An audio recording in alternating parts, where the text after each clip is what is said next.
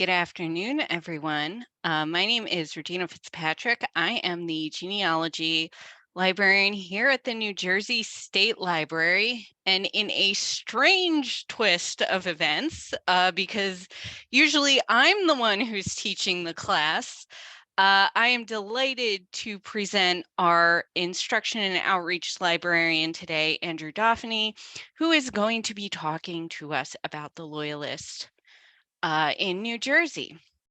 We have a few housekeeping items to go over before we begin. First of all, although we are going to ask that you we'll be answering any questions at the end of the presentation. However, if throughout the presentation you have any questions about anything that Andrew is presenting, please feel free to submit them at any time using the Q&A or chat features in the Zoom dashboard. We are going to be sharing links and files that when the relevant topics occur throughout the presentation, so please do look at those. I will probably repost everything again at the end of the presentation so people who came in a little bit late can have access to them as well. In addition, you're going to get an email with all of the files.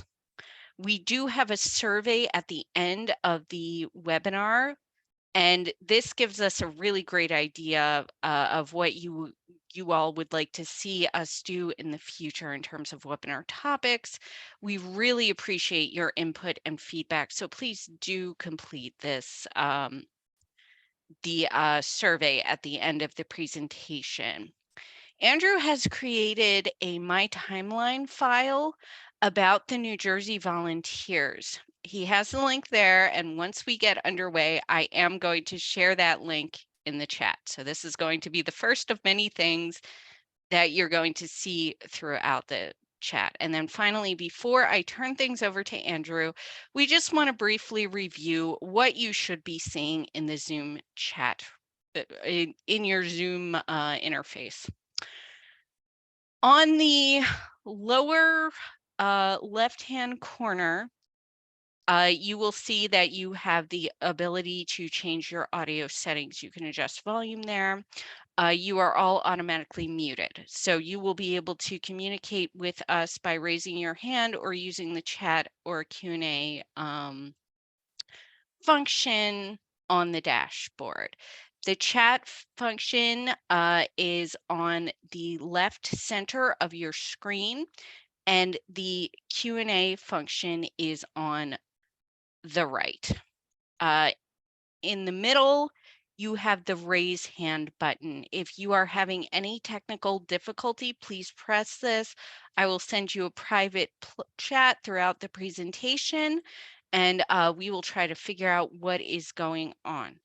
Today's presentation will be recorded, and you are going to get a link to the recording after the presentation is finished. And that is all I have. As I said, I'm going to post Andrew's timeline for you in the chat in just 1 second. But for now, I'm going to turn things over to him. Thank you so much, Andrew, for presenting to us today. All right, thank you so much, Regina. It is quite strange to be on the opposite end of these programs, but I'm delighted to share some of the research I've done on the Loyalists of New Jersey in honor, strangely, of Patriots Week here in Trenton. It's kind of a strange thing to be talking about those who supported the British during the American Revolution in honor of Patriots Week, but in their own right, they were patriots in their own sort. So I think that they have an often misunderstood and little known history in New Jersey and its relation to the overall history of the American Revolution, and thought it's something that I would like to share with everybody. So as you can see, I titled this "Strangely Contaminated: The Loyalist of New Jersey," and that quote comes from Major General Charles Lee, who wrote to Major General Horatio Gates on December 12th, 1776, from Basking Ridge, New Jersey. And he is quoted in the letter as, "Tories are in my front, rear, and on my flank. The mass of the people is strangely contaminated. And kind of what this quote signifies, and I'll be touching on this throughout the presentation, is both the Americans and the British misunderstood the populace of New Jersey, and both thought that they had the majority of support on their side throughout the war, which turned out to be vastly miscalculated. So, and I'll be talking about that in a little bit. And the photo that you see here is from a reenactment group portraying the 4th Battalion of the New Jersey Volunteers, and particularly Captain Samuel Hayden's company. And they are still an active reenactment group, and they are doing things constantly for different events and speaking events and reenactments. So, all right. So while pursuing my master's in history at Temple University over 10 years ago now, I decided to write my thesis on loyalists, specifically the Southern Loyalists and their interactions with General Cornwallis. I argue that Cornwallis made a concerted effort to protect the Loyalists in the Southern Colonies during the Southern Campaign, but was routinely disappointed by their lack of patience and overall their ineffectiveness. Part of that research took me to New Jersey, where I stumbled upon this quote from William Howe.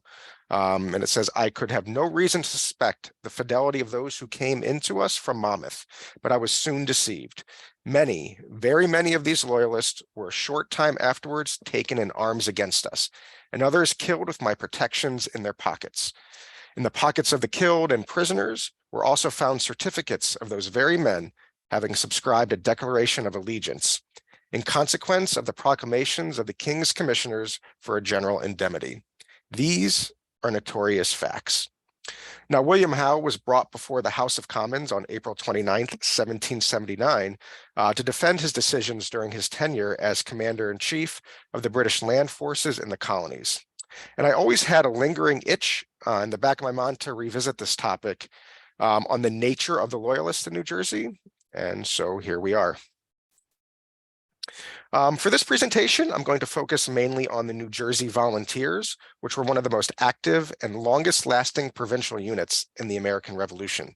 As you can see, there are a variety of other Loyalist unit types that were active in New Jersey, but none were close to having the impact as that of the New Jersey Volunteers.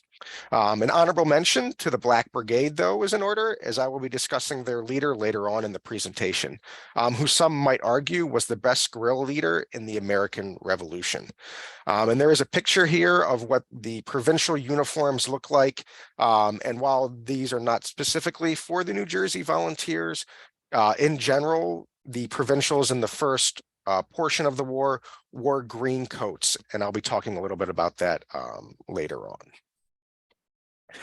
So how many loyalists were there in New Jersey during the conflict? Well, there is no way to know, unfortunately. Some estimates have been made by historians over the years, but they are guesses at best. Historian John Shy, in his work, A People Numerous and Armed, puts forward that roughly 20% of the white male population actively supported the British cause. 477 loyalists from New Jersey submitted claims to the Loyalist Claims Commission for compensation for service and lost property during the war. For the number of New Jersey volunteers, that's also somewhat difficult to gauge, as there are incomplete muster roll records. However, when we look at Howe's and Smith's numbers, which you can see on the screen there, it is important to remember that the New Jersey Volunteers had a maximum of initially 2,500 men that increased to 3,000 when they were initially commissioned. But so you can see here, even from the estimates, they were vastly under strength for the duration of the war. Perhaps the most conscious effort at determining the number of loyalists in America, and specifically in New Jersey, was by historian Paul Smith. He does concede, quote, that the obstacles to calculating the exact strength of loyalists are formidable, indeed even insurmountable. But he does make the best attempt based off the numbers of loyalist military units he was able to find throughout his years of research. and based off of some other extrapolations made by other historians and social scientists. And he estimated that there were between 51 and 52,000 loyalists just in New Jersey, which at that time was roughly 1/3 of the state's white population. There is one reference that I have not included that many people have ascribed to the American Revolution, and that is from a letter by John Adams in 1815. He states in a letter that 1/3 were opposed to revolution, 1/3 were, quote, opposite, and another third, quote, always adverse to war. However, he was referring to American attitudes towards the French Revolution and not those in the American Revolution. So sometimes if you are searching in this area and looking for those type of numbers, you'll come across that quote, but it actually has nothing to do with the American Revolution. So who were these dedicated sons of loyalism in New Jersey? Well, they are best encapsulated by the provincial unit known as the New Jersey Volunteers. And from this portion of the presentation on, when I'm talking about the Americans or the Continentals, or that, I'm going to be referring them from the British perspective as rebels. Don't shoot me, please. After the rebel retreat from New York and through New Jersey, many loyalists were able to rear their heads and become more vocal in their support for the British Crown, now that they were no longer under the general control of their oppressors. However, there were scattered pockets of rebel militia and strongholds throughout the state that forced many loyalists to flee to the British lines around Staten Island, especially as the British retreated from New Jersey in 1777. One such result was the creation of the provincial unit known as the New Jersey Volunteers, and I quote, led by Brigadier General Cortlandt Skinner. I'll talk about that, where he actually only led them in one engagement, but he was their overall commanding officer. They were officially commissioned on September 4th, 1776, but the men that would form the 1st Battalion were already commissioned as a loyalist unit at the beginning of July 1776. Initially, there was to be 5 battalions comprised of 10 companies each, but even with the 6th Battalion being commissioned, they never neared their full capacity, as I mentioned before, thanks to attrition, casualties, desertion, and sickness. As the war went on, more of their ranks became filled with rebel prisoners rather than true loyalists, which was something that became very common throughout the war. Unlike their rebel militia counterparts who enlisted for a specific duration of service, those that enlisted in the New Jersey Volunteers enlisted for the entirety of the war. Additionally, they were not beholden to a specific area or colony, as many of the rebel militias were. And this was especially in the first half of the war. This will result in adventures outside of the New Jersey colony that were met with laurels as well as disaster.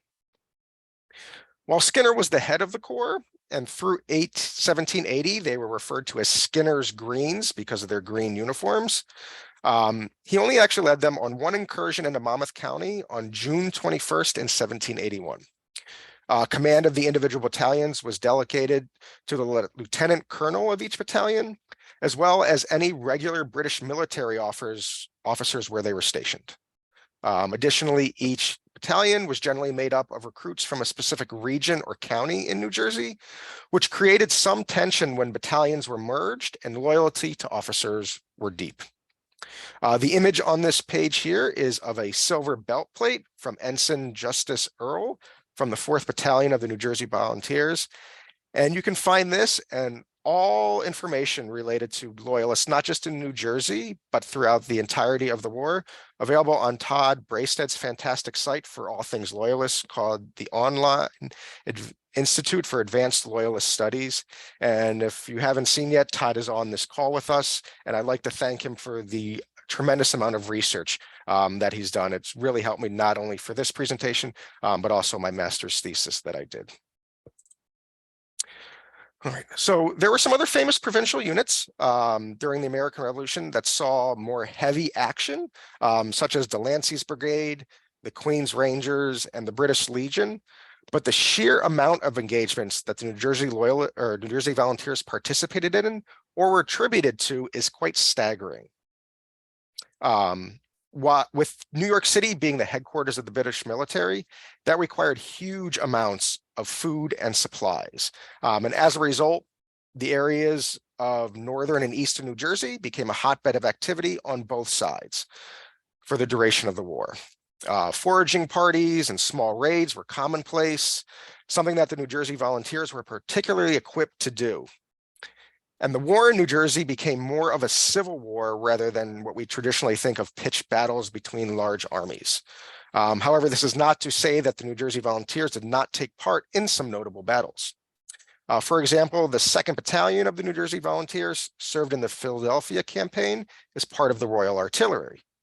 They and the West Jersey Volunteers were part of the 2nd Division of the British forces returning to New York during the Battle of Monmouth. But it was the 2nd who saw heavy action as the artillery was actively engaged in the conflict. They lost 4 men, while the Royal Artillery lost none.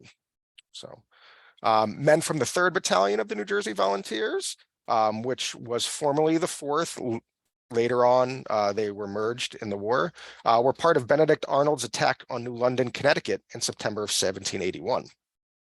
They actually never saw combat during that conflict, as they were tasked with moving artillery up a hill. And by the time that they got up there, the battle was already concluded. So, but I'll go into some more detail on some of the notable engagements later in the presentation, with the raid of Staten Island being of particular importance. So, I would like to thank Anthony Schiavino, our graphics designer, webmaster, and communication specialist at the library, for the work he did in creating this map. Regina is going to be sharing a copy of the map in the chat so you can zoom in and get a better look at it. This is a visual representation of all the engagements where the New Jersey Volunteers and other New Jersey Loyalist units were documented. I've marked the points in different colors to denote the outcome. Red means the Loyalists were victorious, blue, the rebels were victorious, purple, where there was no clear winner. And some of you may notice that little black marker up in the top right corner. On May 30th, 1780, 300 men of the 4th Battalion of the New Jersey Volunteers mistook each other for the rebels and fired upon themselves at Juice Zabrisky's house. This resulted in 7 or 8 that were killed and a handful of others that were wounded. And the Zabriskys are an interesting family and one that became divided during the war. As I mentioned earlier, most of the activity in New Jersey surrounded Staten Island, especially in Bergen, Essex, and Monmouth counties. For example, you can see the high concentration of markers in Elizabethtown, Shrewsbury, and what was known as English neighborhood at the time. Partisan forces moved in and out of these areas throughout the war, stripping them of food, supplies, and natural resources. As more and more Loyalists fled and their properties were confiscated, Loyalist incursions became more violent and vindictive, including burning whole towns in vengeance. This is not to say that the rebel forces treated non-combat Loyalists with the utmost grace. This is merely just to illustrate the gritty and sometimes savage nature of the war that is truly the essence of the revolution in New Jersey as compared with other colonies. So for this next section, I'm going to go through each of the battalions of the New Jersey Volunteers so you can get a sense of how each battalion had its own identity. Throughout the war, the battalions rarely acted as a whole. Instead, companies within the battalion usually would go out on various raids or join other units for different actions.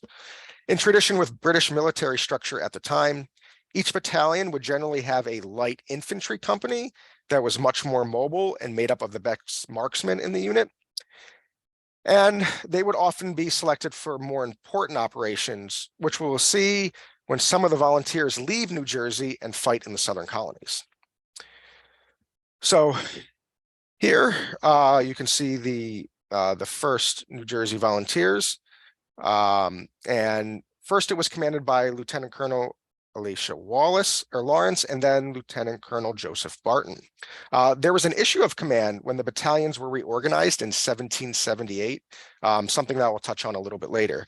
But the command of the new 1st Battalion after they were merged was uncertain, as both Lawrence and the old 5th Battalion's commander, Barton, were prisoners. However, in the beginning of July, Barton was exchanged first and assumed command of the unit. Lawrence, on the other hand, was forced to retire on half pay. This event would have some serious consequences as the war dragged on, since the officers of the old 5th Battalion were primarily from Sussex County and were extremely loyal to Barton, while those of the old 1st Battalion were loyal to Lawrence and thus harbored some resentment toward Barton's command. An interesting story about one of the officers in the 1st occurred in January of 1780. Ensign John Lawrence of the 1st Battalion became enraged at an officer of the Queen's Rangers, another provincial unit, for allegedly making disparaging remarks about the New Jersey Volunteers. After a brief barroom-style brawl, the matter was resolved the next evening with pistols at close range, kind of in the same light as the famed Hamilton-Burr duel. Lawrence was slightly wounded by the Queen's Rangers officer, who unluckily was shot dead by Lawrence. A proceeding court-martial cleared Lawrence of any and all charges. And the 1st Battalion of the New Jersey Volunteers would cease to exist on October 10th in 1783, which was the official date of their disbandment. They served over 7 years in defense of the British Crown.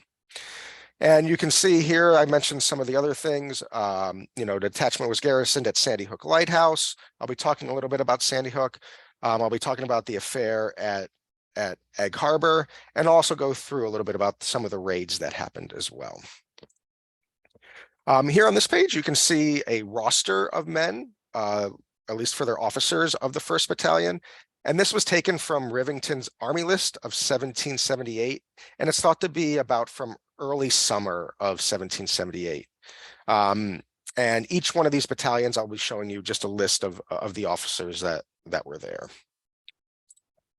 So moving on to the 2nd New Jersey Volunteers, was commanded by Lieutenant Colonel John Morris, who was once a lieutenant in the 47th Regiment of Foot, but he refused to serve under Elisha Lawrence and instead received his own commission from Brigadier General Skinner in the fall of 1776 to raise his own battalion of troops also from Monmouth County.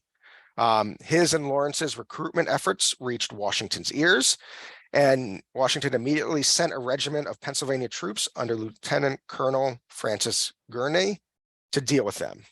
On January 2nd, 1777, near Monmouth Courthouse, Lieutenant Colonel Morris received word of the rebel arrival and attempted to pull his troops out of Middletown. However, the rebel troops pushed forward and just before dark engaged with Morris's recruits.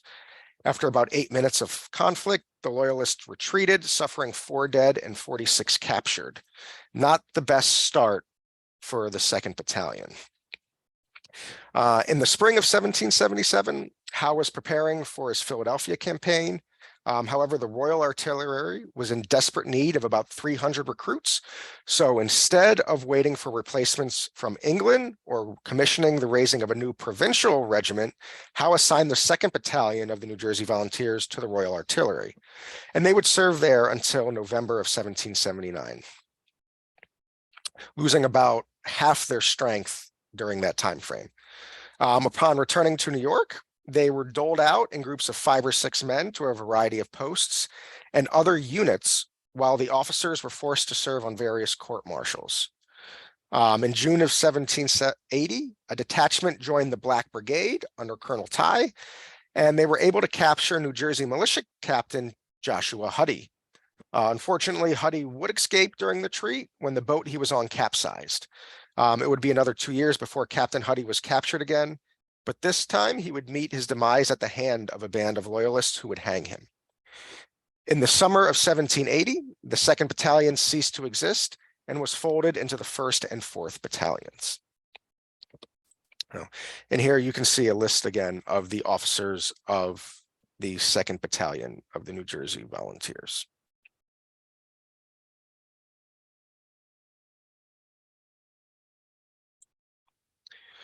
All right, moving on to the 3rd now. In November of 1776, Loyalist William Lucy was authorized to raise a battalion from Essex County, but was captured by the rebels soon after. As a result, command was then given to a prominent young man by the name of Edward von Dongan. Lieutenant Colonel Dongan was shot and mortally wounded defending a raid on Staten Island in 1777, dying just 3 hours before his 3-year-old son, who fled during that raid. Upon the first reorganization of the New Jersey Volunteers, command of the new 3rd was given to Lieutenant Colonel Isaac Allen, who was formerly the commander of the 6th Battalion of the New Jersey Volunteers. As you can see, it gets a little bit complicated trying to track everything with all of the reorganizations going on. Historian Todd Braystead notes that, quote, Allen was no doubt the finest commander among the different battalions of New Jersey Volunteers. For the rest of the war, the unit would maintain an excellent record of discipline.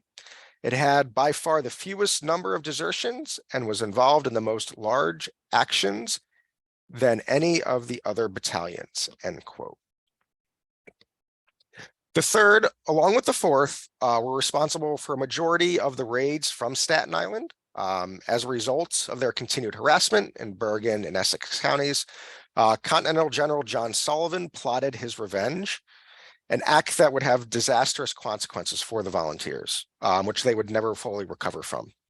However, they would be augmented by the West Jersey Volunteers in the fall of '78 after their trek through New Jersey from Philadelphia back to New York.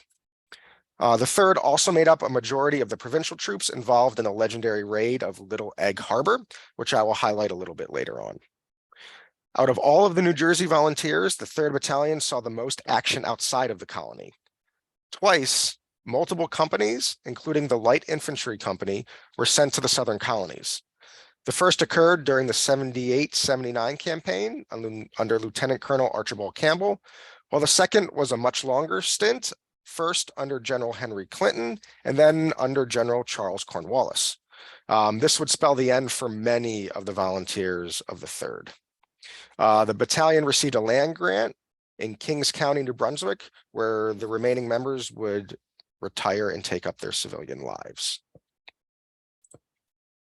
And here you can see a listing of the officers, and you can see there is no lieutenant colonel listed here for the 3rd Battalion at this time.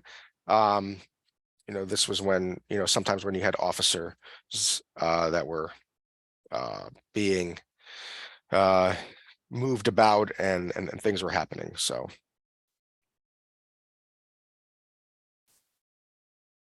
moving on to the 4th. The 4th Battalion was commanded by Lieutenant Colonel Abraham Van Buskirk, who reportedly raised the unit in secret while New Jersey was still under the control of the rebels. The makeup of the 4th was very diverse, at least from the perspective that the men serving in the Corps came from all walks of life, all ethnic groups, all social classes.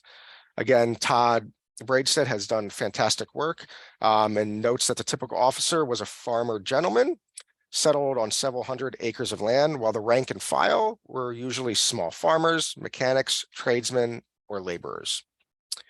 Men from the 4th were responsible for dozens of raids into Bergen and Essex counties, which elicited, as I mentioned before, a response from Continental General John Sullivan. In retaliation for General Sullivan's raid on Staten Island, the British troops under Henry Clinton led a force of 1,500, including 300 New Jersey volunteers, which were mostly from the 4th, into Bergen County, and they landed at 3 different points. Van Buskirk landed with some men from the 4th at Elizabethtown, while the remainder of the New Jersey volunteers landed upriver near Tappan and marched southward. They were even awarded a citation for the Battle of Second River and Bellevue, where, according to General Clinton, quote, I ordered Buskirk's battalion to march through a cornfield with the intention of taking in flank a body of the rebels posted behind a stone wall, and which it would have been difficult to have removed by a frontal attack. They marched, he added, with such spirit that the Americans quit their positions without a shot. While disease was always a concern during war, especially in the 18th century, the 4th Battalion suffered from a bout of smallpox in February and March of 1778, significantly reducing the number of effectives and forcing General Clinton to reduce the number of companies in the 4th from 10 to 5 in April of that year. The 4th certainly embodied the spirit of revenge as the war dragged on. On January 15th in 1780, rebel Major General William Alexander, also known as Lord Stirling, led an early morning raid on Staten Island, crossing the Kills in sleighs. It was so cold that a third of his troops became inactive just due to frostbite. Having divided his force upon landing, he soon realized that his plan was discovered and the New Jersey Volunteers had entrenched themselves behind hardy defenses. His troops spent the whole day and a portion of the next stuck in the snow and bitter cold before retreating with only a few prisoners when British reinforcements arrived from New York City. In an act of revenge, Abraham Van Buskirk led a counter raid on January 25th, landing in Elizabethtown. They were able to capture about 50 men without any casualties and with only a handful of shots being fired. Yet that wasn't enough to satisfy their revenge. Van Buskirk wrote to General Clinton the following day, quote, "It was impossible to prevent the refugees," in this instance means the New Jersey Volunteers, "from burning the Presbyterian meeting house and the courthouse, against both of which the refugees had particular resentment. Otherwise, very little injury was done to the inhabitants." The 4th Battalion mustered for the last time on October 10th in 1783 when they received their final discharge. And again, here you can see a listing of the officers of the 4th Battalion. And if you notice under lieutenants, the second one, John Van Buskirk, was Abraham's son. So, moving on to the 5th, Lieutenant Colonel Joseph Barton would have a very active career in the New Jersey Volunteers, especially once he took over command of the 1st Battalion. But before that, he was content with leading a few raids with his 5th Battalion, especially around Paramus and English neighborhood, before being confined to garrison duty on Staten Island. Some notables of the 5th Battalion include Major Thomas Millage, one of the chief surveyors for New Jersey, and Ensign James Moody, whom I will go into more detail about later in the program. He could have a Netflix special with all of the shenanigans he claimed to have gotten into. The 5th Battalion did not last very long, losing 30 men captured after the Staten Island raid, including their commanding officer, Joseph Barton. After this, the unit fell into chaos as 3 officers, including 2 supposed to succeed Barton, left the unit and returned home. More disaster was on the horizon as well when James Moody tried to bring 100 men back from a recruiting effort in eastern Pennsylvania and Sussex County, New Jersey. Constantly harassed by New Jersey militia, they were attacked in force near Perth Amboy, with over 60 taken prisoner, and half of them were sentenced to death. Luckily, only 2 were actually executed, while the rest were given a chance at freedom by enlisting in the rebel militia, which most of them did. And here you can see a listing of the officers in the 5th Battalion.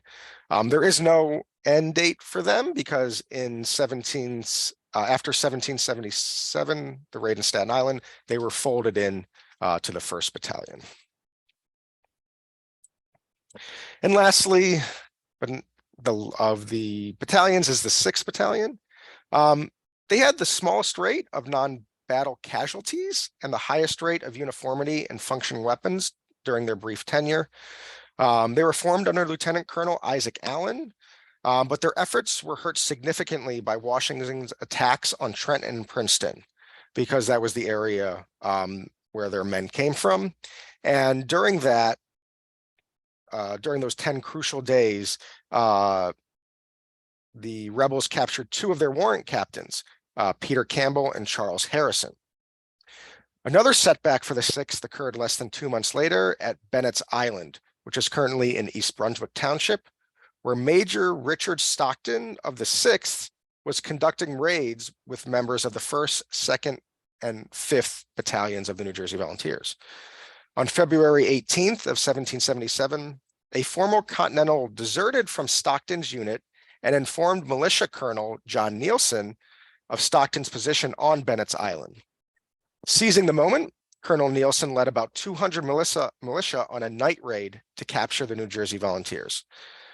Without much of a fight, the militia were able to capture Stockton and over 60 members of the Volunteers, and about half of that unit was able to escape.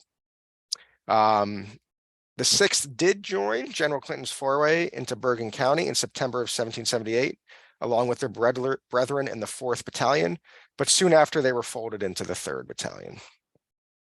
So, and here's a listing of their officers, and you can see that it is small compared to the other battalions, and that's merely from the fact that they just did not have enough time to gather all the men that they needed. Again, 2 of their warrant captains who were responsible for recruiting efforts in the now Mercer County area and Hunterdon County area were captured after the battles of Trenton and Princeton. So here's a chart that was created by historian Paul Smith, and this was his attempt to compile the number of loyalists who enlisted in the New Jersey Volunteers throughout the war. You can see for under the 1st Battalion and 3rd Battalion, their attrition rate estimated was very heavy. Again, these were the units that saw the most action, and so they suffered a lot of casualties. You can see in the bottom, you can see where it says COMB period. That just indicates that these units were combined with other units later on. The 5th combining with the 1st and the 6th combining with the 3rd initially, and then eventually the 4th and 3rd. The 4th was then moved into the 3rd position, and the 3rd eventually became the 2nd.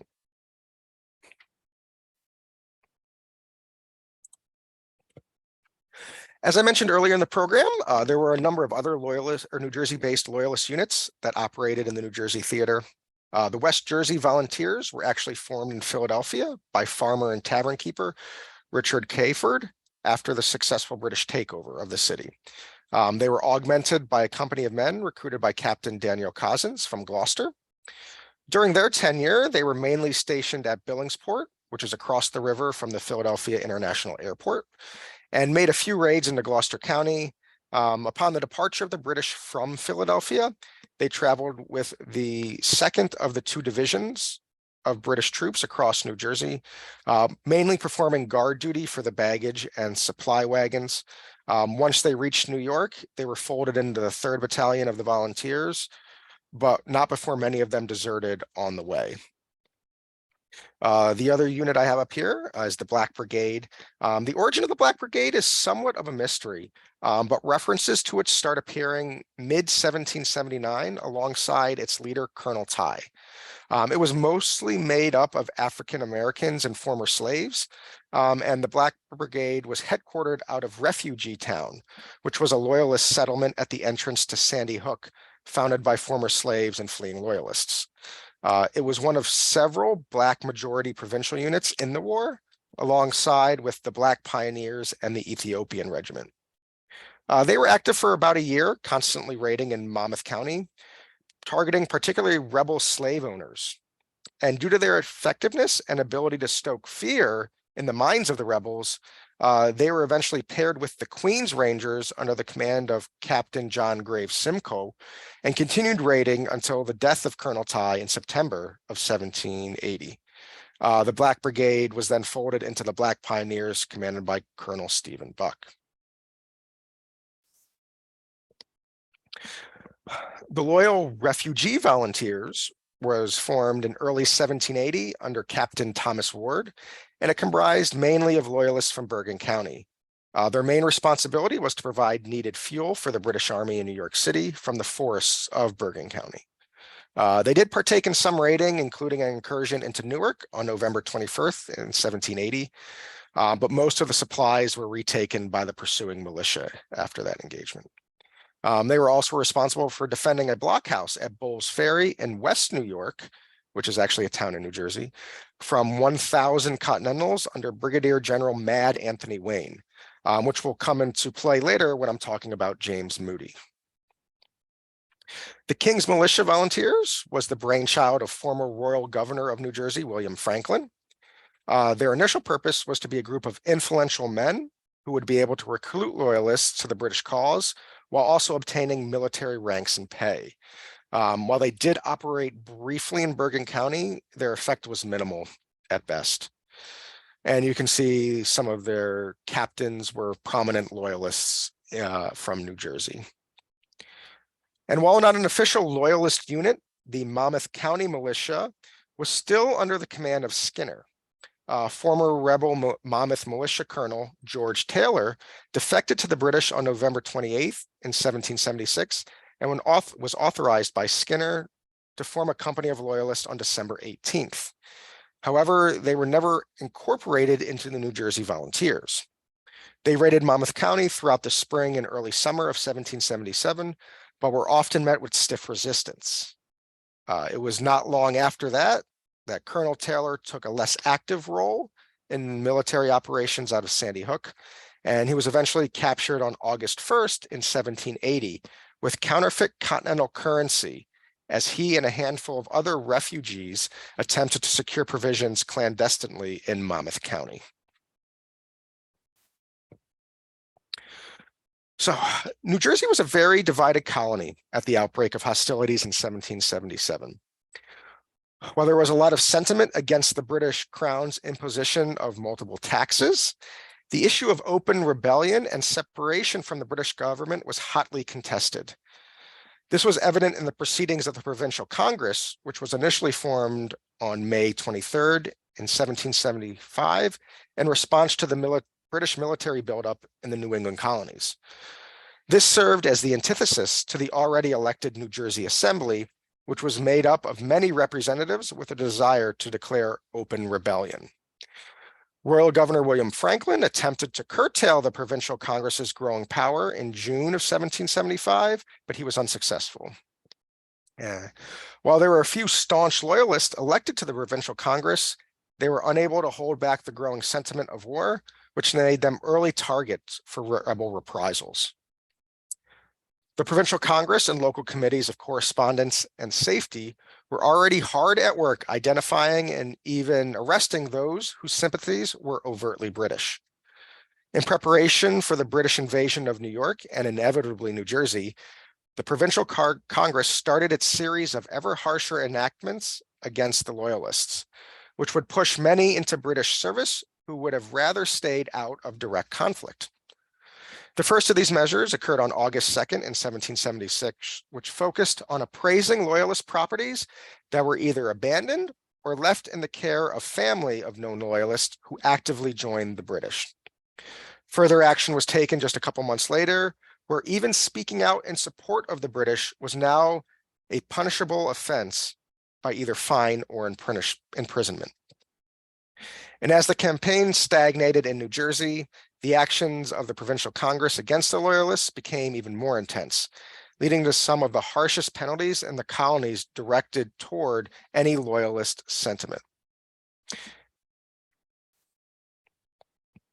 And here you can see more and more effort was directed towards punishing the Loyalists by confiscating their estates and property, and then also making it nearly impossible for even suspected Loyalists to receive any form of fairness in any attempted defense that they might make. On April 18th in 1778, that you just had to be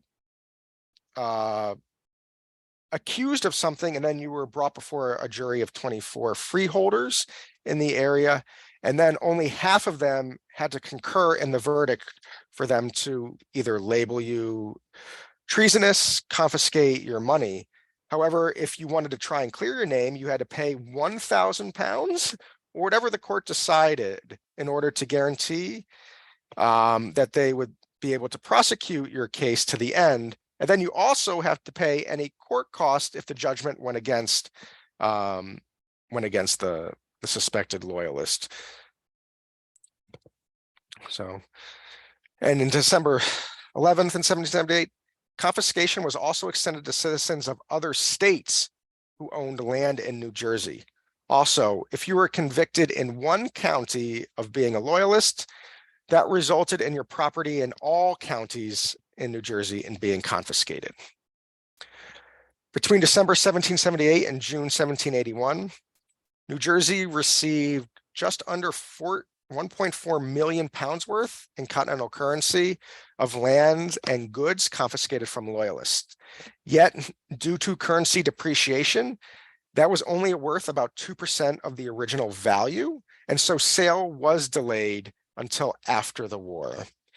And the picture here is from a posting in a New York newspaper regarding the sale of confiscated loyalist lands in 1783, after the war had ended. Notable New Jersey Loyalists whose land appears in this announcement include Daniel Cox, Lieutenant Colonel Joseph Barton, and John Tabor Tempe. For this next section, I'm going to go just a little bit more detail about 4 prominent loyalists that I've been talking about before. The first is Cortlandt Skinner, who was born in Perth Amboy on December 16th in 1727.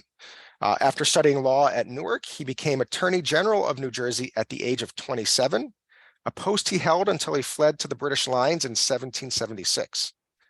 He was elected Speaker of the Assembly twice.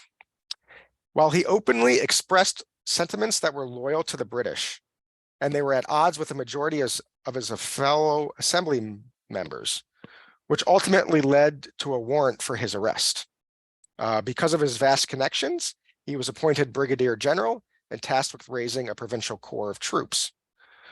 Once that task was completed, he settled down in Long Island, becoming the leading civilian and military authority of Staten Island. From here, he set up an elaborate spy and intelligence network that he would oversee until he left New York in the summer of 1783. The next person I want to talk about is Colonel Ty. Cornelius Titus, also known as Colonel Ty, was a runaway slave who joined the British Army and eventually became a fearsome guerrilla fighter for the British. After the outbreak of war in New England, Cornelius left his Quaker master, John Corliss of Shrewsbury Township, around November 1st in 1775. What happened to him next is more a matter of speculation, but the legend is that he made his way down to Virginia after hearing of Lord Dunmore's proclamation of freedom for all slaves and servants of rebel owners who joined and would fight for the British. Dunmore was the royal governor in Virginia, who was forced to flee in the fall of 1775 to a ship in the Chesapeake, where he wrote the proclamation. Once there, it is said Cornelius enlisted and served in the Ethiopian Regiment, which was created by Lord Dunmore and made up of former slaves. You can see their uniform in the picture, which had the words "Liberty to Slaves" emblazoned on it. Eventually, he would make his way to New York with the regiment in 1776, where they were disbanded. As I said, there is no proof of this in the historical record. However, where Cornelius starts to enter the historical record is in 1778, when he is referred to as Colonel Ty in newspaper accounts of his raids. At first, he is associated with leading a band of refugees, and in 1779, he forms a unit referred to as the Black Brigade with about 25 other former slaves. They operate, as I mentioned, out of a settlement called Refugee Town in the forest around Sandy Hook, and they launched raids all over Monmouth County, specifically targeting rebel slave owners and militia leaders. In early September of 1780, he led the Black Brigade and members of the 2nd New Jersey Volunteers as they attacked and captured rebel militia captain Joshua Huddy at his home near Colt's Neck. However, during this, he would take a bullet to the wrist and die 2 days later of gangrene. That, again, caused for the end of the Black Brigade and then to be folded into the Black Pioneers. Abraham Van Buskirk was born in Bergen County, or in Bergen, New Jersey, around 1735. He would eventually become a doctor, surgeon, and apothecary, marrying twice and siring 8 children. He lived in Teaneck and had a farm in Paramus. Remember that black marker on the map? Well, I don't think it was much of a coincidence that it was Van Buskirk's troops that made their way to Zoots Zabrisky's house, as it was just across Newbridge from where Van Buskirk lived. Initially a sympathizer for the rebel cause, he was elected as a moderate to the county committee and the provincial Congress. He was also a member of the Bergen County militia. It was not uncommon for many future loyalists to have served in their local county militia before fleeing to the British. However, with louder and louder cries for independence, Abraham could not support a break from Britain, refusing to swear an oath renouncing the British crown. He resigned his appointment to the Provincial Congress and secretly started recruiting men from the county militia to join the British once they liberated the area, which happened in November of 1776. His son Jacob would also enlist under his father at the rank of captain. Abraham would command the 4th Battalion of the New Jersey Volunteers, and then later the 3rd when they were reorganized for the duration of the war. He would eventually flee to Nova Scotia and become the first mayor of Port Roseway, now known as Shelbourne. And the last Loyalist expose that I'm going to do is on James Moody. James Moody was perhaps the most interesting character to have joined the New Jersey Volunteers. And as I mentioned, I'm shocked that there hasn't been a movie made about his adventures. Living in Knowlton Township in Sussex County during the war, he was content to be left alone with his family and farm. While he did harbor sentiment for the British in the same vein as Van Buskirk, he was never outspoken, nor did he participate in any public service. However, he did refuse to swear an oath against the crown, which resulted in the local militia trying to arrest him on March 28th in 1777. He was able to escape and made his way to Staten Island with roughly 75 other Loyalists, where he enlisted with Barton's 5th New Jersey Volunteers, since that battalion was made up of men from Sussex County. Moody's experiences during the war as a member of the New Jersey Volunteers were extensive. While operating under Barton, he would lead raids, such as the one on June 10th, 1779, where he spearheaded a bayonet charge to cover his retreat. He also participated in recruitment efforts in Pennsylvania and northwestern New Jersey. He also undertook clandestine missions, such as trying to capture New Jersey Governor William Livingston. He apparently hid in the forest for a week, hoping for Livingston to return to his home. And he also participated in freeing of Loyalist prisoners. On one such occasion, he successfully freed about 10 Loyalists from the Newton prison. However, he was constantly pursued by rebel forces as he made his way back to Elizabethtown. Eventually, however, he was captured by Mad Anthony Wayne after his failed attempt to unseat the loyal refugee volunteers from their blockhouse in Bowles Ferry in West New York. Moody was moved between a few different prison camps, eventually being moved to Washington's main camp. On the night of September 17th in 1780, he was able to secretly break out of his shackles and overpower the sentries guarding him. Upon the raising of the alarm surrounding his escape, he was able to blend in with the rebels actively searching the camp for him by taking one of the muskets and slinging it over his shoulder and hiding his face. He was eventually able to sneak past the outer sentries and make his way back to Staten Island. For the rest of the war, he was charged with spying and intercepting rebel intelligence, eventually retiring to London, where he penned his autobiography, Narrative of the Exertions and Sufferings of Lieutenant James Moody in the Cause of Government since the year 1776. And he did this to help bolster his pension application, as well as his claims for remuneration. All right. Now, I kind of want to end the program by going over some of the notable engagements that the New Jersey Volunteers participated in. And some of these had a very important impact, not only on the battalion itself, but on the course of the American Revolution. First, I'm going to talk about the Staten Island raid of August 22nd in 1777. Upon General William Howe's departure from New York City to Philadelphia in July of 1777, Major General John Sullivan saw an opportunity to strike a decisive blow against the British stationed on Staten Island. After the fall of Long Island and New York City, Staten Island became a main staging ground for the British and their Loyalist allies, constantly raiding the surrounding counties in New Jersey. With Howe's army gone, Sullivan believed that the island would be lightly defended and unable to secure any reinforcements in a timely manner. Sullivan communicated his plans to General Washington, but was told to stand down and bring his force to support Washington's planned assault on Philadelphia. At the time, the British forces on Staten Island were commanded by Brigadier General John Campbell and consisted of the 52nd Regiment of Foot, Hessians from the German states of Waldeck and Ansbach, and a majority of the New Jersey Volunteers.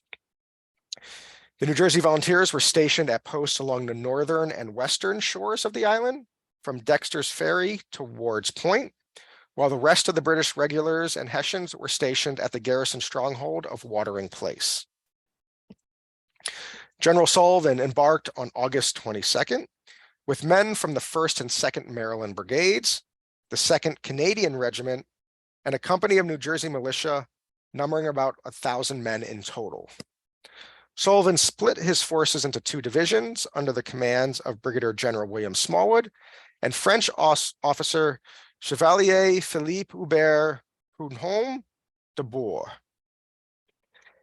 A small detachment from Sullivan's main force, led by Colonel Matthias Ogden, crossed at Fresh Kills and surprised Lieutenant Colonel Elisha Lawrence's 1st New Jersey Volunteers, forcing a full-scale retreat while they captured 80 men, including Lieutenant Colonel Lawrence. Ogden then pushed onto the outpost of Lieutenant Colonel Edward Doggin's 3rd Volunteers, but the rebels encountered very stiff resistance. Even though Dongan was mortally wounded, they were forced to retreat, ultimately crossing back the Kills into New Jersey. Sullivan and de Boer, in the meantime, landed at New Blazing Star and immediately set upon Lieutenant Colonel Joseph Barton and his 5th Battalion. Seeing they were vastly outnumbered, Barton ordered a retreat, but Sullivan sent some of his men around to cut off their escape, capturing 40 men, including Barton. Some of Sullivan's men attempted to march on Cortlandt Skinner's headquarters, but it was too heavily guarded and they quit to the town of Richmond to wait for Smallwood's forces. Smallwood landed at Decker with the hopes of ambushing Lieutenant Colonel Abraham Van Buskirk's 4th Battalion from the rear, but they were misguided and set upon their main force instead. The 4th retreated until reinforcements from Skinner's men arrived, driving back Smallwood's men near Richmond. Upon learning of the invasion, Campbell dispatched his men and joined the remnants of Skinner's New Jersey Volunteers, ultimately driving Sullivan's forces to the coast, where there were not enough boats to ferry everyone back across to New Jersey. Sullivan then set a rearguard of 80 men to cover their crossing, which then surrendered shortly after the rebels had made their escape. While the incursion into Staten Island was a complete failure for Sullivan, he did manage to inflict damage on the New Jersey Volunteers to weaken their overall strength. And it's important because this forced Brigadier General Skinner to reorganize them from 6 battalions into 4.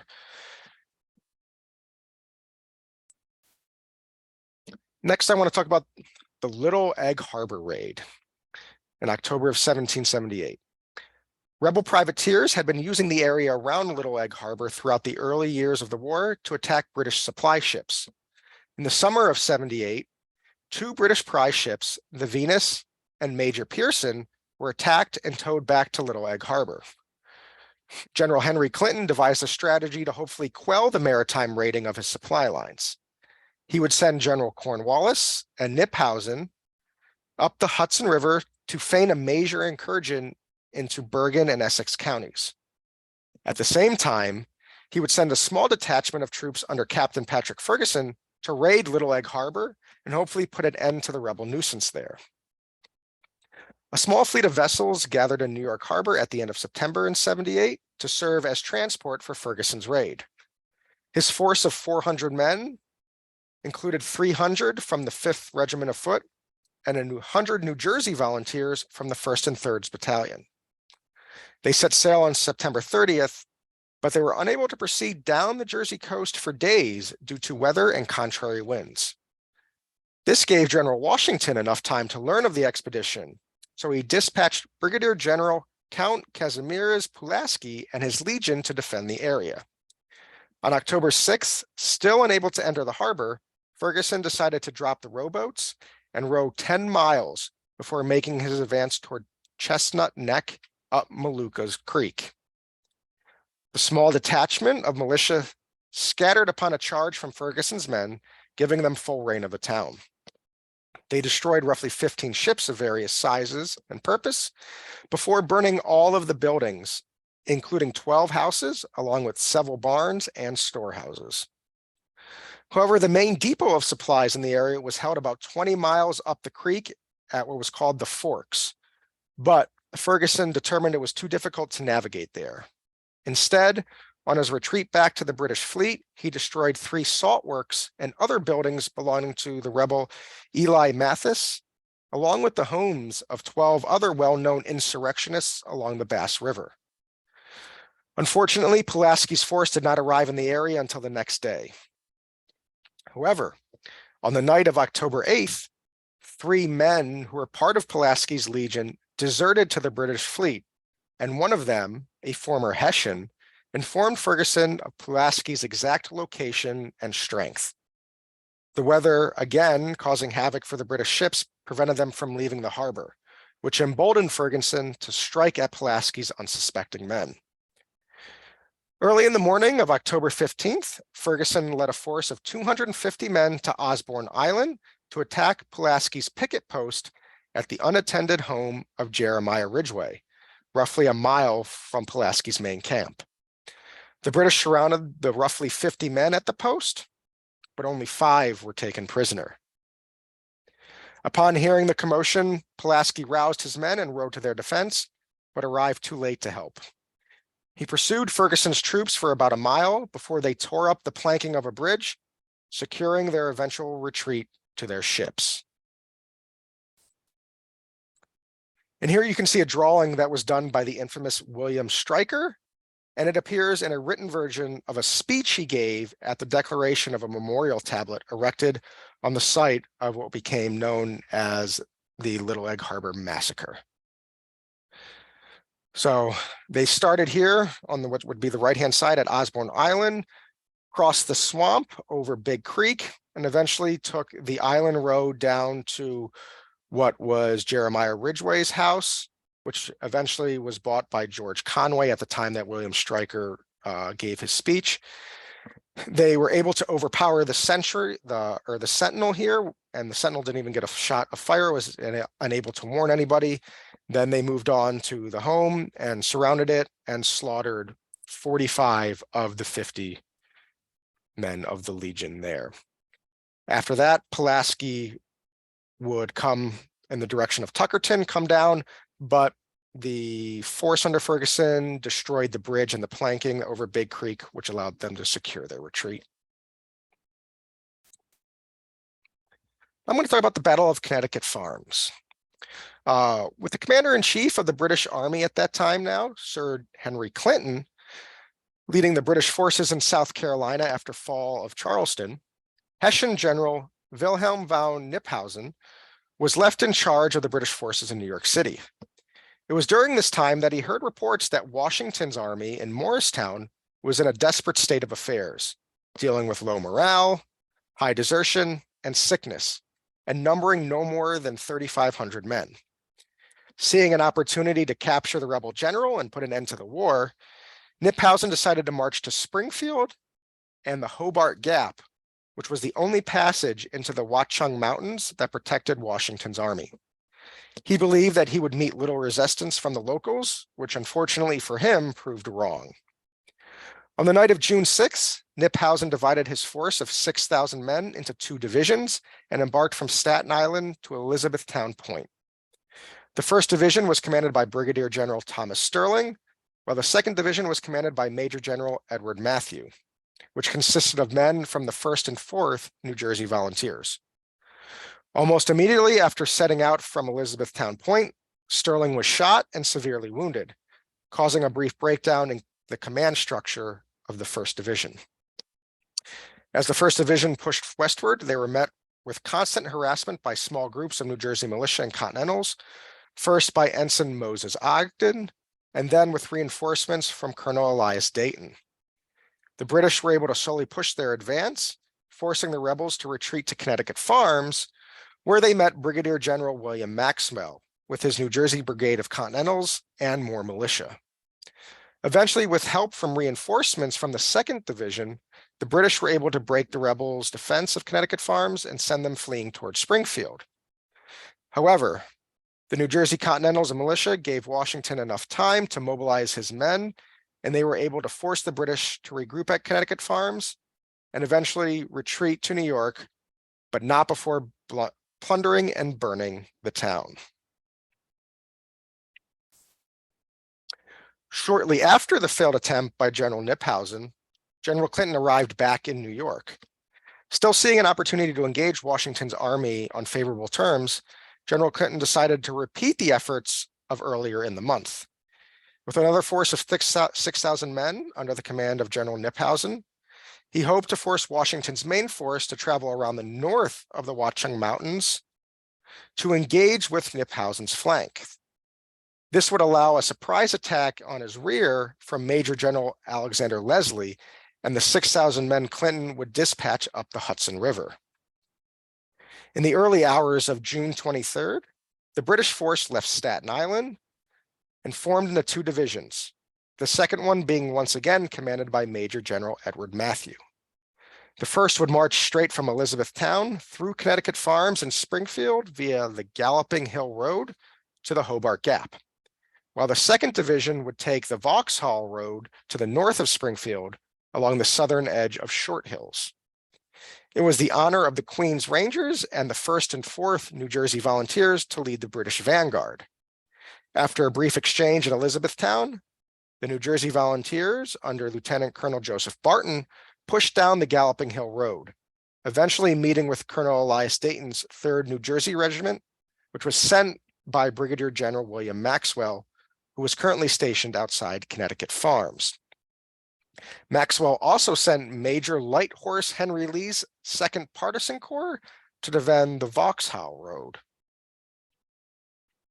The provincial units smashed through Maxwell and Dayton's forces, forcing them to retreat to Connecticut Farms, where the New Jersey Volunteers made little progress until Simcoe's Queen's Rangers were able to outflank the rebel forces and force them to retreat towards Springfield. Connecticut Farms was once again firmly in the hands of the British. Having met stiff resistance on the Vauxhall Road, General Knyphausen ordered a detachment of troops to reinforce the 2nd Division and attack the Vauxhall Road Bridge, which included the New Jersey Volunteers. After an extensive cannonade, Major General Matthew, commanding the 2nd Division, ordered an assault on the bridge, with the Queen's Rangers and New Jersey Volunteers fording the Rahway River on either side. They forced Lee's troops to retreat further into the woods, where, despite their best efforts, they were continuously repulsed by the advancing provincial units. Eventually, the rebels were reinforced with more militia, Continentals, and a cannon. Worried about being overwhelmed and outflanked, Matthew decided to abandon the push down the Vauxhall Road, instead moving his force south, back to the Galloping Hill Road with Knyphausen's main force at Springfield. Dismayed by the seemingly endless ways of militia reinforcements, especially around the Short Hills, Knyphausen halted his troops and retreated back to Elizabethtown, arriving near midnight. Upon their departure, he ordered the New Jersey Volunteers to burn Springfield, which they eagerly obliged, leaving only 4 houses standing. And here you can see a map of the Connecticut Farms and Springfield area. And you can see where the 2 roads that the British troops took on the right-hand side and their troop placements in the dark colored rectangles, where you can see the white filled rectangles where the American or rebel troops were.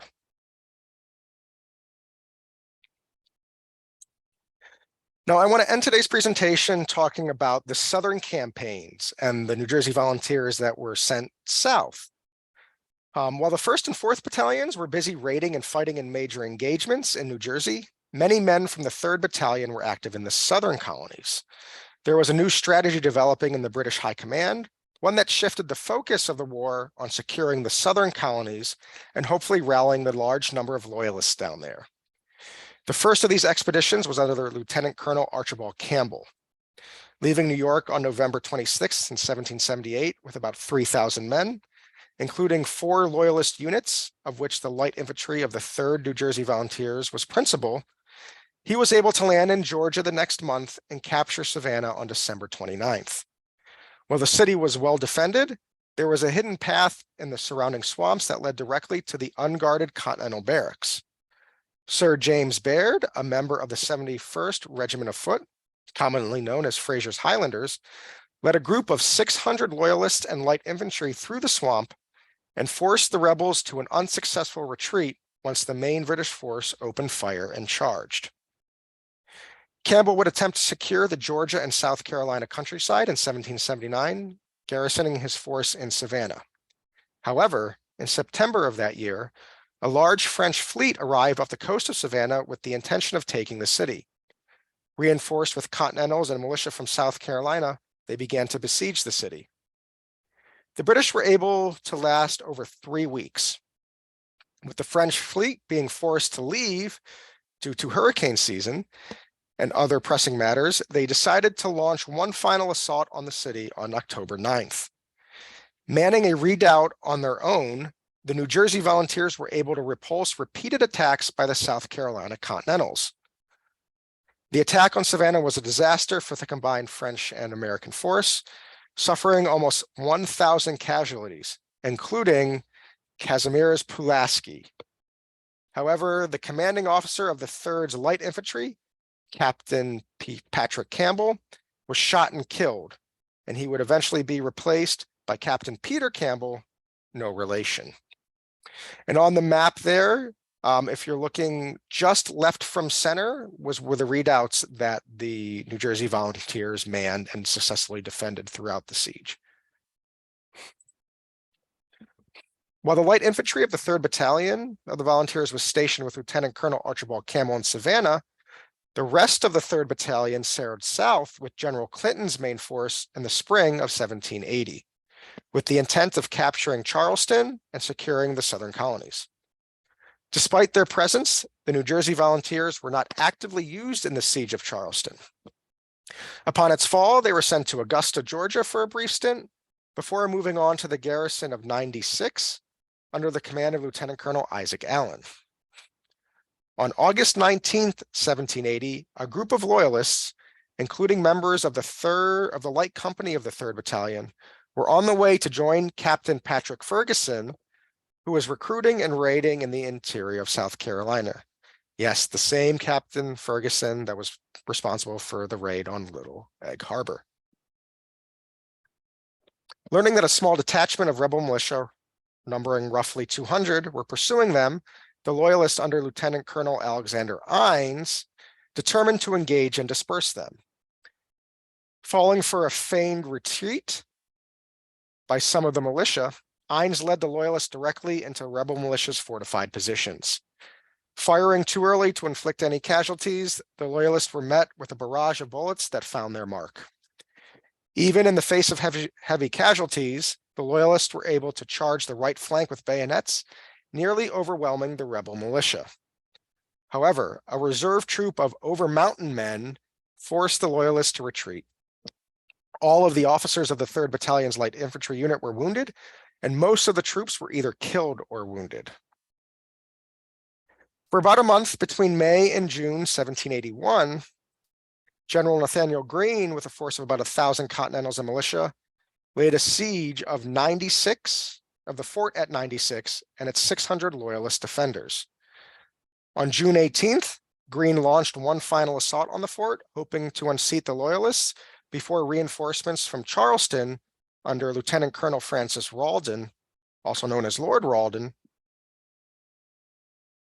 initially successful at storming the outlying redoubt, his assault force was repelled by a sortie from the main fort, which included the New Jersey Volunteers. Greene was forced to abandon his siege and retreat back to Charlotte, North Carolina. The 3rd Battalion finally fought its last battle of the war at Eutaw Springs on September 8th, 1781, and there's a map of the battle on your screen in front of you. Lord Rawdon, having become ill, sailed for England and appointed Colonel Alexander Stewart as commander of the forces near Charleston, including the remnants of the 3rd New Jersey Volunteers.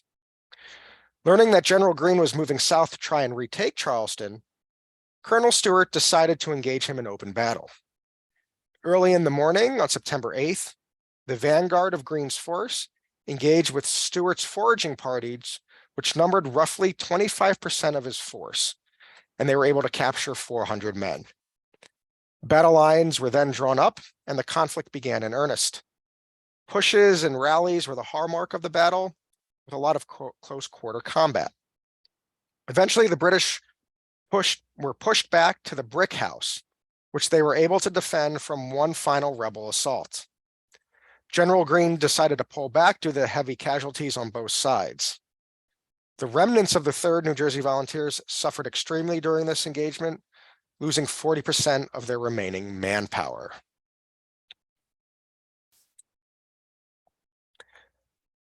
In addition to the 3rd Battalion, about 100 men from 3 other New Jersey volunteer battalions also joined General Clinton's Army South. These men were attached to Captain Ferguson's newly formed provincial unit, the American Volunteers. Made up of loyalists from a variety of colonies, this unit would be responsible for rousing loyalists in the Carolina interior while harassing the roving bands of rebel militia and partisan forces.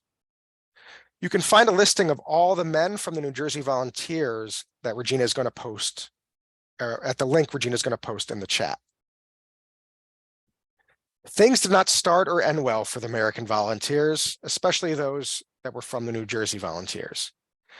Landing in Georgia, the New Jersey Volunteers commanding officer, Lieutenant Martin Ryerson, died almost immediately from malaria in February of 1780.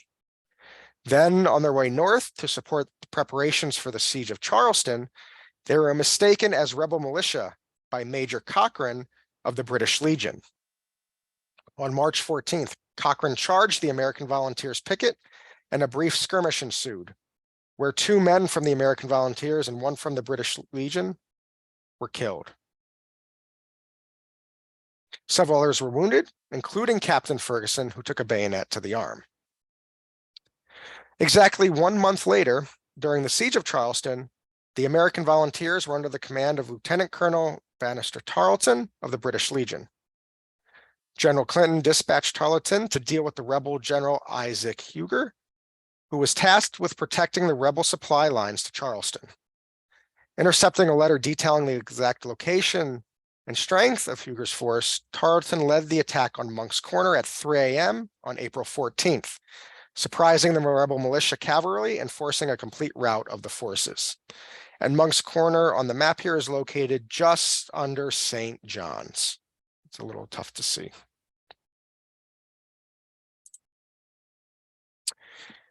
After the fall of Charleston, Captain Ferguson was ordered to secure Loyalist support and raise new units in the South Carolina backcountry. After some brief skirmishes with rebel partisan forces and success in enlarging his ranks, a combined force of 900 rebel militia began pursuing Ferguson, noting his isolation from British reinforcements from the post at 96 and the main British force in Charleston. Ferguson sent out riders at the beginning of October in 1780 to secure aid from the British posts, but help would not arrive in time. Recognizing his precarious position, he determined to make a stand on a small plateau called Kings Mountain, which was 2 miles from the South Carolina-Georgia border. Entrenching his force of 1,100 men atop the hill, he waited for the inevitable, which finally came on October 7th. Rebel militia leaders William Campbell, John Sevier, Joseph McDowell, William Hill, Edward Lacey, Benjamin Cleveland, Joseph Winston, William Chronicle, and Isaac Shelby surrounded the hilltop and with zeal attacked from all sides. Even though the American Volunteers had the high ground, they consistently overshot their rebel targets, inflicting very few casualties, while the rebel bullets seemed to find the chest of the attackers. The rebels then adopted a plan of retreating on one side of the hill while pushing from the other side, forcing Ferguson's men to move back and forth on the mountaintop, expending most of their ammunition. Realizing the oncoming defeat, Ferguson attempted one final rally to push through the militia lines, but was shot multiple times atop his horse, and he died. Shortly afterward, the Loyalist force surrendered, including all of the men from the New Jersey Volunteers. And with that tale, my drolling on and on about British sympathizers in New Jersey comes to an end. I would like to thank you all for sticking with me through this, and I'm happy to take your questions now. Well, thank you so much, Andrew. I know I certainly learned a lot. I got a sneak preview of some of this stuff as you were prepping for everything. And I'm just shocked the amount of information you managed to pack into this presentation. We had a very active chat. A number of people did ask us questions. And just as a reminder to everybody still here, you can absolutely still ask questions. But I'm going to start with some of them that we've received throughout the presentation. And the first one, Andrew, going back to Sandy Hook, somebody observed that it was held by the British for the total period of the war. Was it defended mostly by the Loyalists, or did the British have any reason to take control of Sandy Hook from the Loyalists? You're muted. Apologies. Sandy Hook was held by British sympathizers for the entirety of the war. There were a couple attempts made to unseat the British from there, but they were unsuccessful. For a majority of the war, Sandy Hook was under the command of various members of the New Jersey Volunteers, other companies, and it became kind of a raiding point into Monmouth County there, especially around Tinton Falls and Shrewsbury and Pleasant Valley there. But those raids, especially in Pleasant Valley, were met with kind of mixed results, where there was a lot of rebel presence in the Monmouth area. But for the majority of the tenure there, the New Jersey Volunteers held the post and the lighthouse at Sandy Hook, but occasionally, depending on the needs and what was happening around, other British regular officers or forces would sometimes take over control and command there. Thank you.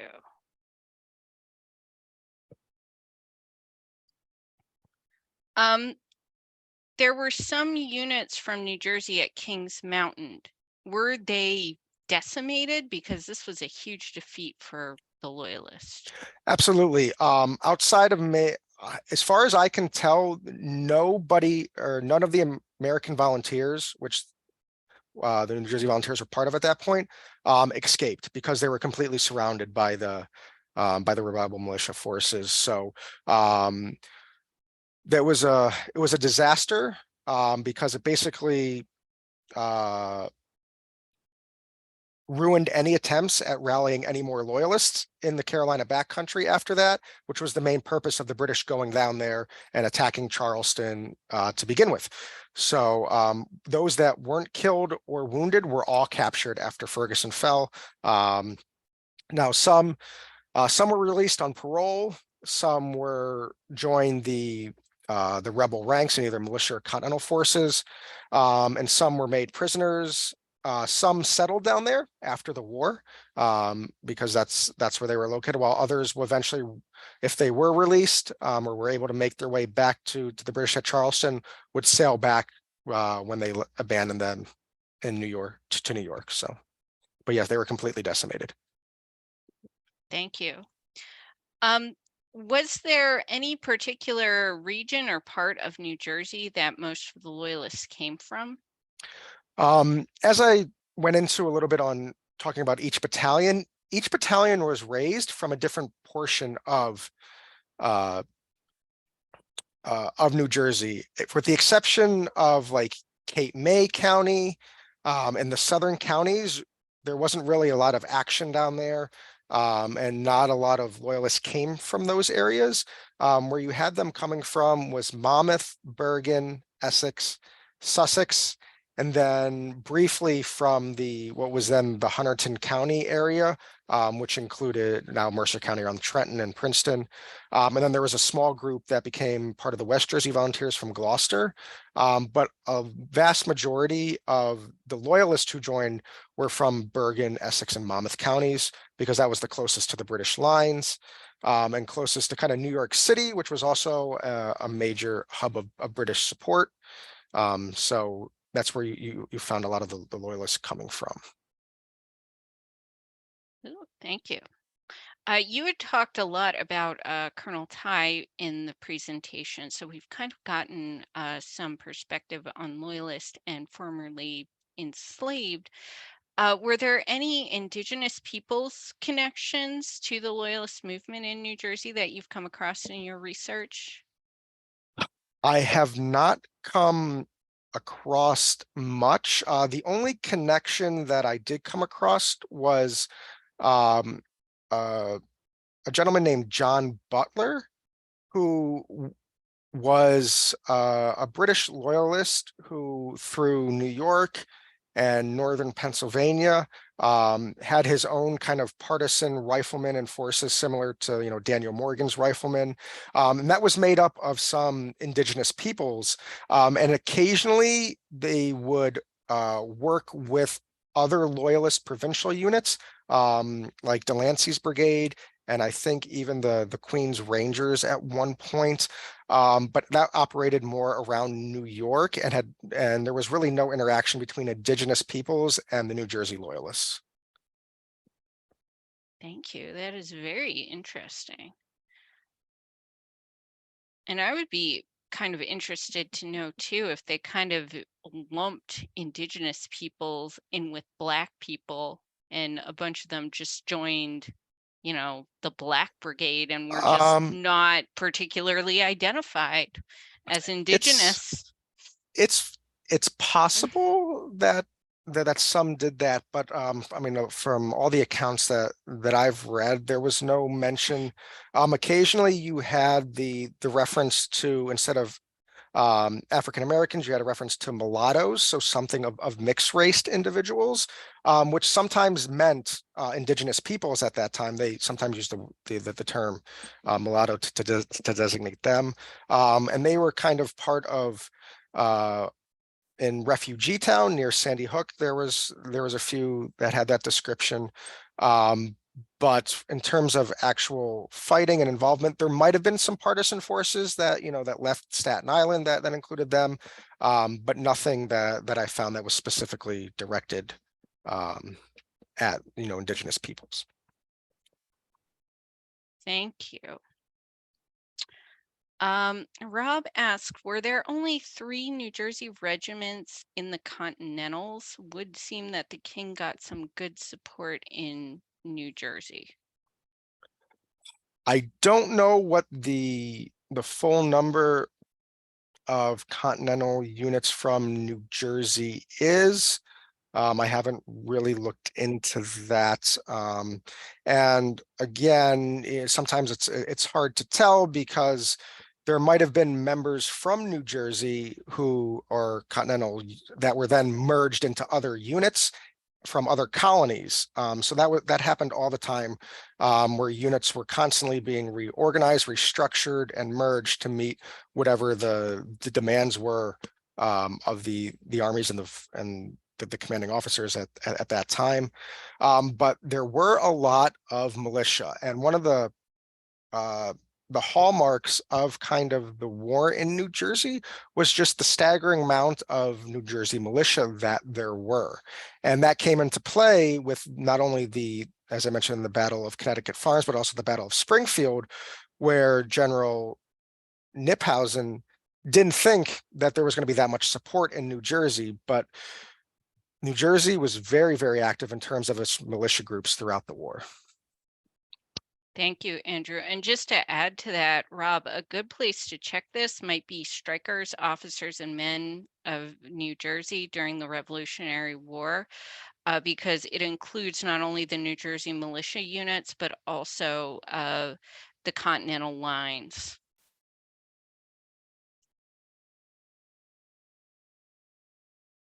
Um, Any other questions? yep.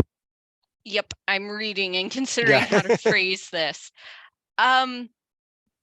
Was there any particular ethnic connection to the Loyalist cause? For example, were people Welsh, from London, Scottish, so on, so Um, forth, etc.? there was no overarching ethnic majority of who the loyalists were. Um, some were directly had English ancestral roots. There was a large Dutch contingent in, kind of the Bergen and Essex counties up in that area. And while some of them kind of tried to remain neutral, there was a significant number that were loyal to the British Crown and did join the New Jersey Volunteers. But I mean, they really came from, it was more about loyalty than any kind of ethnic heritage or what they identified with as needing to join the British. It was more whether they believed in the idea of full separation from the British Crown. And that's really what distinguished what I'm calling the rebels and the loyalists. A lot of loyalists were initially sympathetic with the rebel ideas of no taxation without representation, that the taxes were undue burdens on the colonists, but they felt that there were other ways to go about kind of securing those wants from some of the more inflamed colonists who eventually would support open rebellion, but a lot of the loyalists just couldn't make that leap. They could not say that we should ultimately part ways and openly become or be openly in rebellion with the British Crown. And just because of that slight modification to their stance, they became very early targets for the rebels in New Jersey. And they went out pretty quickly and pretty vindictively against both overtly and suspected loyalists through imprisonment, confiscations. And as I mentioned before, New Jersey had some of the harshest enactments against loyalists in any of the colonies. So, and that again, in the case of James Moody, forced him to join the loyalist along with others that were forced to join because they might wanted to stay neutral or kind of stay out of it. But, what the rebel committees of correspondence and safeties and the Provincial Congress did kind of forced them into the British lines. Thank you, Andrew. During your research, did you ever come across the surname Dickman or Dykeman? They were a large family from New York City with significant loyalist roots. It's possible. I didn't do too much of a deep dive into the individual loyalists themselves. I do have a bunch of the records of the loyalists, but the name doesn't ring a bell. But again, I didn't really look at a lot of the the grunt forces and the individuals that enlisted as privates or some of the lower officers. So they probably did, I'm going to say, but I didn't come across them particularly, but they're probably in my a lot of the documents and maybe some of the notes that I have. Wonderful. I think you may have already addressed this a little bit, but I'll ask it again. Do you have any information on loyalists in Cape May County? Not really. From the research that I've done, there was very, very little loyalist activity there, and there was very little any type of engagements, at least that were recorded in some capacity, whether in letters or in newspapers, that happened in Cape May County. So it's kind of hard to judge what the loyalist sentiment was there. Another thing was because there was no loyalist regiments that were raised there. There was there was no mass exodus of people that were then formed into a battalion or anything. And they don't really come up in any of the discussions of the New Jersey Volunteers and across a multitude of works. So unfortunately, it's hard to say. Okay, thank you. There is a book called Washington's Crossing that described Washington being chased across New Jersey by Howe from New York. The British and Hessian troops needed supplies and raided New Jersey farms. According to the book, this was a turning point in New Jersey. The raids turned most of the New Jersey farmers against the British. I think this would have been 1776 to 77, because I'm assuming we're talking about Yeah. It would have been 76 through 77. And then in 78, you had the retreat back through New Jersey of the British forces. And again, you have armies that need to be fed, and the only way to feed them is to strip the surrounding areas of supplies. And it was commonplace for both Patriot forces and British forces to strip from friend and foes alike. So it's hard to tell sometimes what the cause was, but the people of New Jersey suffered greatly during the war, and they were constantly being raided and plundered and stolen and burned by both sides. And it really does mirror kind of what happened during 1780 and 1781 in North and South Carolina. A very, very similar thing happened there as well. So, and depending on whose side you were on at that time, that could impact, or whose side was raiding you at the time, that could impact who you supported then.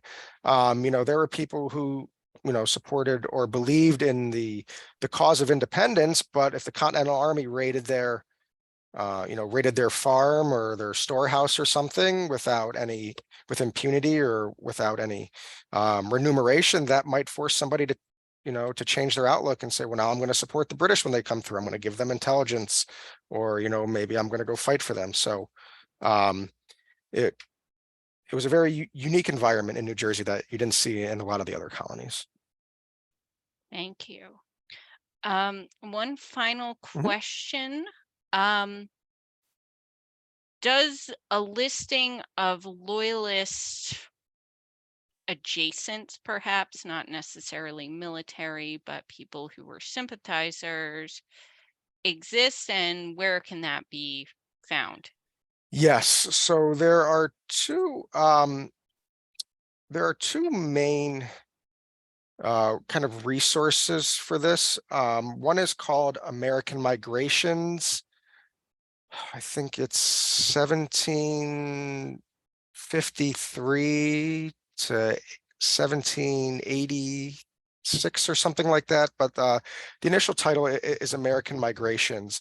And that is essentially a summary of the entirety of the American claim, or the Loyalist Claims Commission records, done by the British Audit Office at the time, and it goes through each individual person that appears in those records, and it's divided by colony, and you can see what their claim was for.